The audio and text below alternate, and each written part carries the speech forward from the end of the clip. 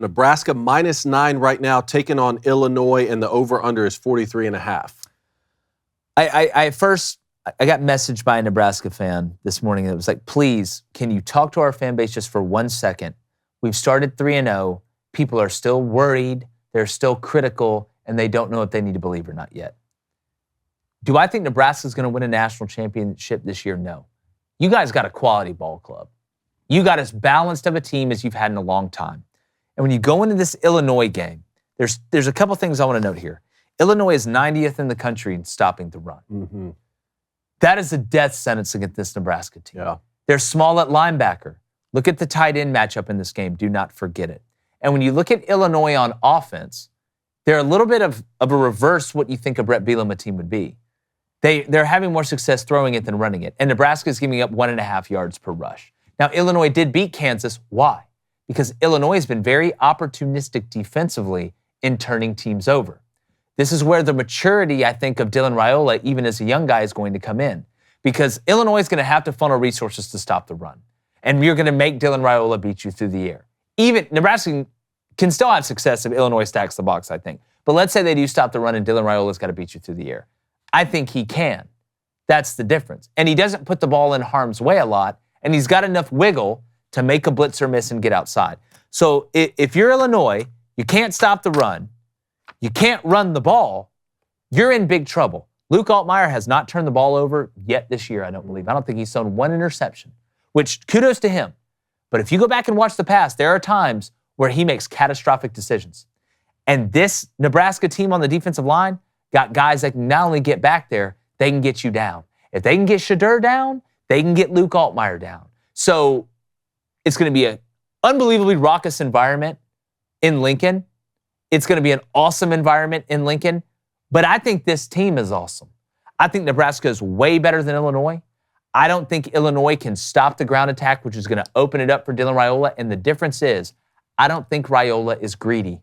I think he was raised in a football family. I think he understands what's being asked of him. And Matt Rule has got him to a point where he understands how big the run game is in protecting him. Yeah. And I think if they got to hand it off 45 times and win this game 34-10, Tony White may be the best defensive coordinator in the country nobody talks about. And if you're one-dimensional going to this game against Tony White, he's going to take that other dimension away, and you're going to feel like Matthew McConaughey in Interstellar behind that bookcase just hoping to God somebody hears you to find a way to score. I like Nebraska huge in this game, David. Huge.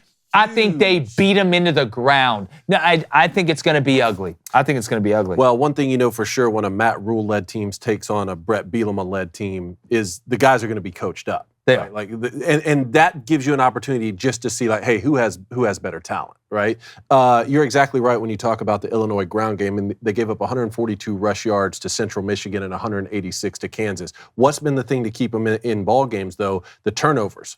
9-1 so far, they've won the turnover battle this year. The problem is Nebraska's only turned it over twice so far in 3 games. So can you continue to create turnovers? I think they turned over Jalen Daniels 3 times in the Kansas game and added another fumble. Which we saw him turn it over a lot the other night. That was a great win for Illinois. Yeah, no, it's about. I'm not listening. I'm not downing. I'm not trying to say Illinois sucks. I just think you're walking into a buzzsaw, and what your deficiencies are their strengths. Mm-hmm. And whenever that happens, it typically doesn't work out well unless Dylan Raiola just all of a sudden becomes 18, like on the field. Because he's not 18 right now. He's closer to 28 than he is 18 right now. So if he doesn't get gritty and they don't turn the ball over, and I'm telling you, these tight ends are about to go nuts in this game for Nebraska. Matt Rule wants the tight ends involved. He loves the tight ends. And I'm not talking about walking on the beach in Sweden. I'm talking about in the game, the tight end position, and the matchup for the tight ends in Nebraska. When you look anatomically, biologically, physicologically, all right, they're so much bigger than the linebackers at Illinois. Don't be shocked if they're pumping the run, get down the red zone. Oh, here's the lollipop. Tight end scored 2 touchdowns. This is the game where I bet Nebraska fans are worried, but this is why you got Dylan Raiola. This is the guy who's the difference in games like this, because you bring back all your defense basically from a production standpoint. You're extremely good at running the ball. The difference is if they do load the box, you now have a guy in Dylan Raiola who can put a threat on your side. And guys on the outside, Nair and Banks and all these guys, they ain't playing around. This is just a really bad, because I think Illinois is a good football team. This is just a really bad matchup for them. Yeah, yeah. I agree with that 100%. Hey, YouTube, we're flying to 200,000. And with your help, we can get there and make a safe landing and then take off again. But please, if you haven't, turn that notification bell on too, and leave a comment under the videos. Again, without you guys, there is no us, agree or disagree, and hopefully it's a lot of disagree.